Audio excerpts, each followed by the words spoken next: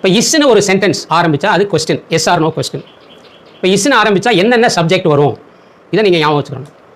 Third person சிங்குலர்னு சொல்லுவாங்க. He, she, it. இந்த மூணுக்கும் இஸ். இப்போ இஸ்ன்னு ஆரம்பித்தா அதுக்கப்புறம் ஹீ அல்லது ஷீ அல்லது இட்டு தான் வரணும். இஸுக்கு பிறகு நீங்கள் வேறு இதை தவிர போட்டிங்கன்னா அது தப்பாக போயிடும். இஸ் யூ, இஸ் ஐ அப்படின்லாம் வராது. இப்போ இஸ் ஹீன்னு ஆரம்பித்தா அதுக்கு பிறகு ஒரு அட்ஜெக்டிவ் பெரும்பாலும் வரும். இப்போ எப்படி? இஸ் ஹீ எலிகன்ட், நல்லா அழகாக இருக்கானா? Is he smart. இன்றைக்கி எல்லோரும் எங்கே போனீங்கனாலும் எது சொன்னாங்கன்னா நீ ஸ்மார்ட் ஒர்க் பண்ணணும், ஹார்ட் ஒர்க் பண்ணி பிரயோஜனம் இல்லைங்கிறாங்க. ஸ்மார்ட்டாக ஒர்க் பண்ணுறது. அப்போ is he smart. Is he attractive. Is she intelligent.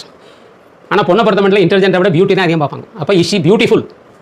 இப்போ பாருங்கள், இந்த பியூட்டிஃபுல்ங்கிற வேர்டு அது ஒரு சிக்கல் இருக்குது. இப்போ பொண்ணாக இருந்தால் பியூட்டிஃபுல் அப்படின்னு சொல்கிறோம், ஆணாக இருந்தால் பியூட்டிஃபுல்னு சொல்லக்கூடாது. இஸ் ஹீ பியூட்டிஃபுல்னு கேட்கக்கூடாது இங்கிலீஷில். Is he handsome. இப்படி சின்ன சின்ன விஷயங்களில் நம்ம தப்பு இல்லாமல் பேச ஆரம்பித்தோம் அப்படின்னாக்க ஈஸியாக இருக்கும். அப்போ